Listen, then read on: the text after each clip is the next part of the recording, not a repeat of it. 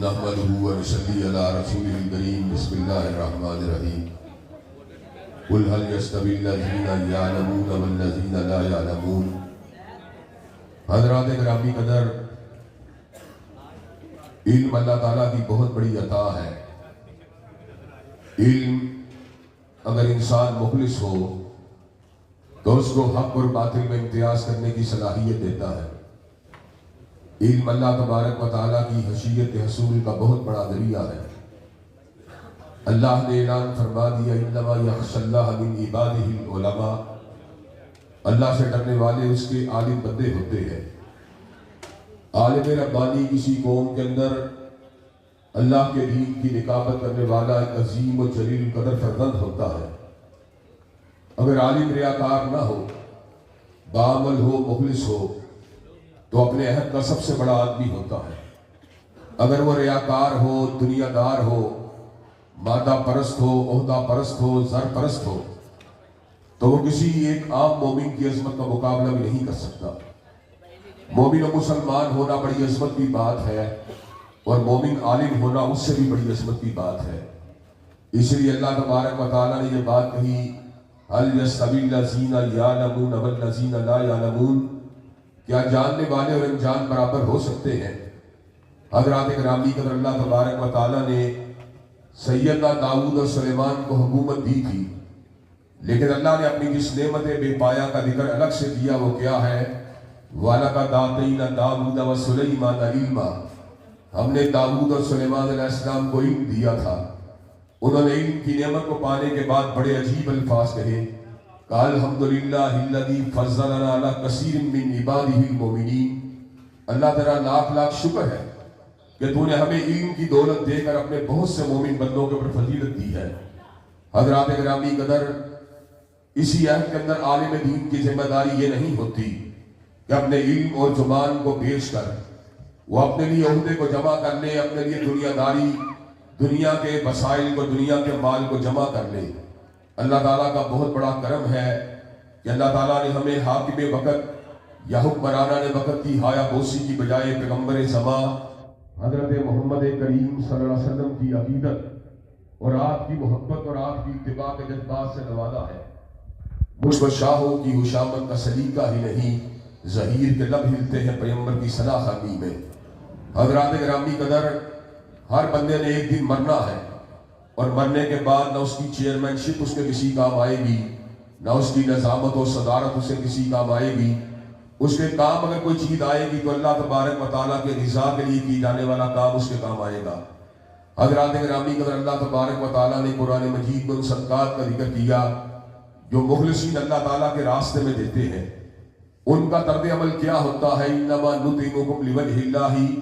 لا نرید منکم جزاء ولا شکورا، نہ ان کی نگاہ دنیا کی تعریف پہ ہوتی ہے، نہ دنیا کے شکریہ پہ ہوتی ہے، نظر اگر ان کی کسی پہ ہوتی ہے تو اللہ تعالیٰ کے چہرے کے دیدار پہ ہوتی ہے۔ حضرات گرامی کو اللہ تعالیٰ کے فضل و کرم سے قرآن و سنہ موومنٹ کی تحریک کا مقصد اللہ تعالیٰ کے دین کا غلبہ ہے،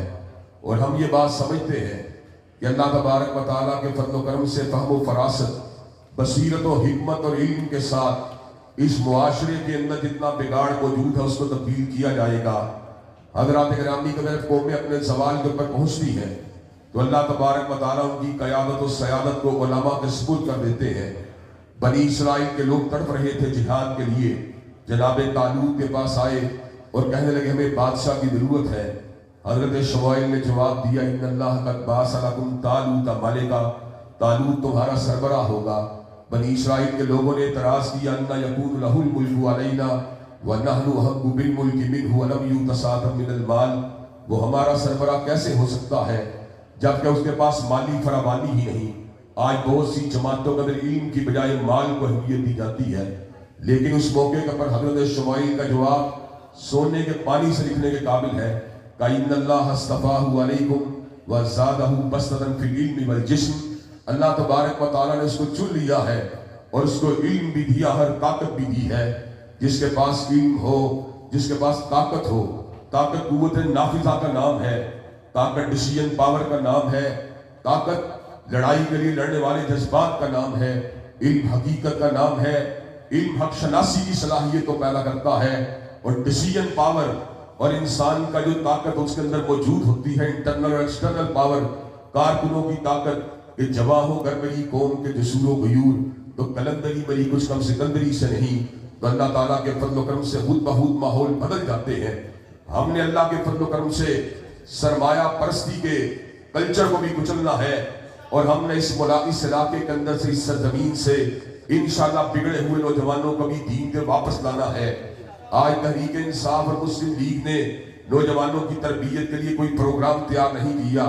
اللہ کے فضل و کرم سے کتاب و سنت کی یہ عظیم الشان تحریک نوجوانوں کو مساجد میں لے کے جائے گی، نوجوانوں کی نگاہوں کو جھکائے گی، نوجوانوں کو انشاءاللہ گفتار کے غازی کے ساتھ ساتھ کردار کا غازی بھی بنائے گی۔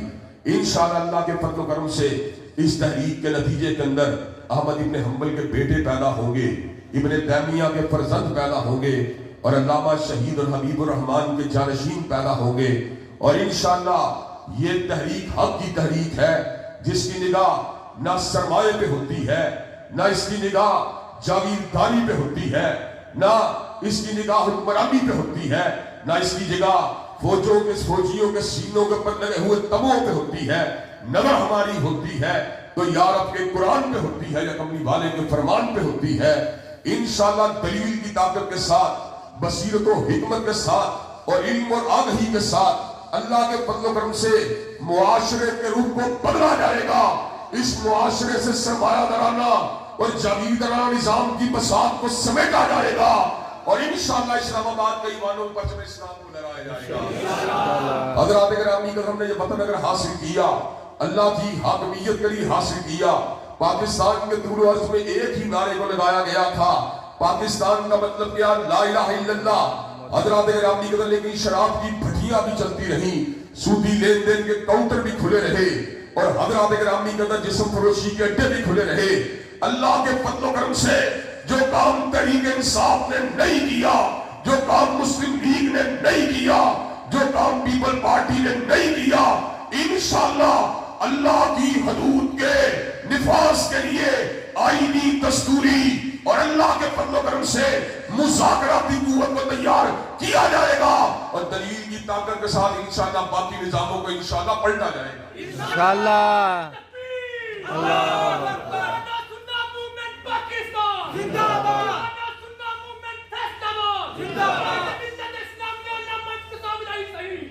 حضرات گرامی قدر، لوگ اپنی طرف متوجہ کرنے کے لیے اسی کو عہدہ دکھلاتے ہیں، لوگ اپنی طرف متوجہ کرنے کے لیے مشاورت اور وزارت دکھلاتے ہیں، کوئی اپنی طرف متوجہ کرنے کے لیے ایوان بالا یا ایوان زیری کی سیٹوں کو دکھلاتے ہیں، اور ہمارا تعارف کیا ہے؟ نہ شاعر ہوں میں، نہ ادیب ہوں، نہ مشیر ہوں، نہ وزیر ہوں، میں کون ہوں؟ فقط نظام مصطفیٰ کا نقیب ہوں اور رب کے در کا فقیر ہوں۔ حضرات گرامی قدر، اللہ تبارک و تعالیٰ کی الوہیت کو مانتے ہیں، اسی کی حاکمیت کو مانتے ہیں، اور اسی کی زمین کے اوپر اس کے احکامات کی تنفیذ کے لیے اپنے جملہ وسائل کو استعمال کرتے ہیں، اپنی زبان و قلم کی قوت کو استعمال کرتے ہیں۔ ہم نے اپنے لبوں کو نہیں بیچا، ہم نے اپنی زبان کو نہیں بیچا، ہم نے اپنے قلم کو نہیں بیچا، ہم نے اپنے نظریات کو نہیں بیچا، ہم نے اپنے افکار کو نہیں بیچا، اپنے تخیلات کو نہیں بیچا۔ ہمارا منشور وہی ہے، اِنَّ صَلَاتِي وَنُسُكِي وَمَحْيَايَ وَمَمَاتِي لِلَّهِ رَبِّ الْعَالَمِينَ۔ ہمارا جینا بھی عرش والے کے لیے ہے، اور مرنا بھی عرش والے کے لیے ہے، نمازیں بھی عرش والے کے لیے ہے، اور قربانیاں بھی عرش والے کے لیے ہیں۔ انشاءاللہ عرش والے کے نظام کو انشاءاللہ دھرتی پہ لاگو کر کے چھوڑیں گے، یا اللہ کے فضل و کرم سے جامع شہادت کو نوش کر کے چھوڑیں گے انشاءاللہ۔ حضرات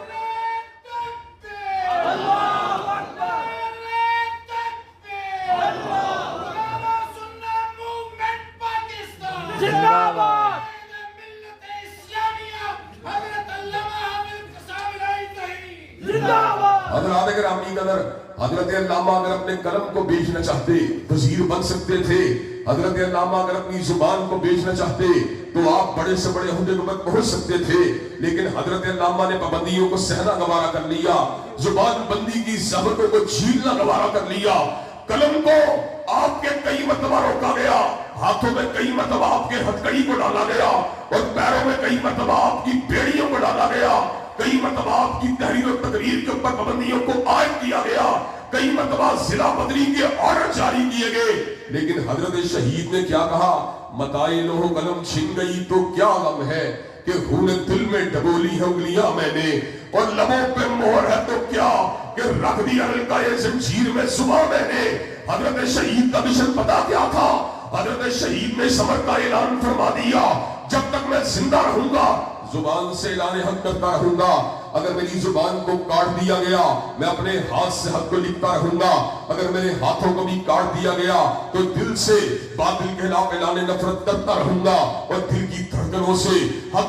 کے راستے میں اور حق کی ہمراہی کے اندر اور حق کے ساتھ ہم منگی کرتے ہوئے بغاوت کا اعلان کرتا رہوں گا۔ اللہ کے فضل و کرم سے ہم انہی اسلاف کے بیٹے ہیں، انہی اکابرین کے بیٹے ہیں، انہی شہداء کے بیٹے ہیں۔ انشاءاللہ تاریخ کے چہرے پر لہو کا غازہ مل کے چھوڑیں گے، اور اللہ کے فضل و کرم سے اس دھرتی کے اوپر، اس سرزمین کے اوپر پرچم اسلام کو اٹھا کے چھوڑیں گے۔ ہم نہ پیپل پارٹی کے سامنے جھکنے والے، نہ بلاول بھٹو کے سامنے جھکنے والے، نہ زرداری کے سامنے جھکنے والے، نہ نواز شریف کے سامنے جھکنے والے، نہ شہباز شریف کے سامنے جھکنے والے، نہ عمران خان کے سامنے جھکنے والے۔ ہم نے اپنے سر کو اگر جھکانا ہے تو رب کریم کے آسمانے میں جھکانا۔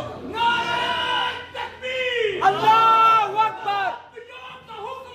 انتصاب انتصاب انتصاب انتصاب۔ حضرات گرامی قدر، اس پورے جوش کے باوجود اللہ انقلاب آئے گا، انقلاب آئے گا۔ حضرات گرامی قدر، اس پورے جوش کے باوجود اور اس پوری سرفروشی کے باوجود اللہ کے فضل و کرم سے ہم نے حکمت کے راستوں کو نہیں چھوڑا، نہ مستقبل میں چھوڑیں گے، نہ گولی کو چلایا جائے گا، نہ بارود کو پھینکا جائے گا، نہ جیلوں کی سلاحوں کو توڑا جائے گا، نہ ملک کے آئین کے ساتھ کھلواڑ کیا جائے گا، نہ معاشرے کے اندر بدامنی کو پھیلایا جائے گا، لیکن انشاءاللہ نوجوانوں کو اور انشاءاللہ رائے کو دین کے راستے میں ہموار کیا جائے گا، آئین کی طاقت کے ساتھ، دلیل کی طاقت کے ساتھ، براہین کی طاقت کے ساتھ، بصیرت کی طاقت کے ساتھ، حکمت کی طاقت کے ساتھ پرچم اسلام کو اٹھایا جائے گا اور جاگیردار نظام کو گرایا جائے گا انشاءاللہ۔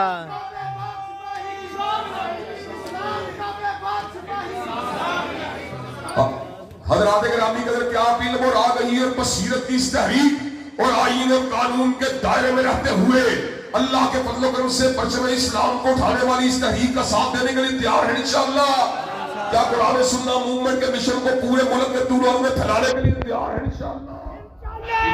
شب گلیدہ ہوگی آخر جلوائے خورشید سے، اور یہ چمن معمور ہوگا نغمہ توحید سے۔ وآخر دعوانا الحمدللہ رب العالمین۔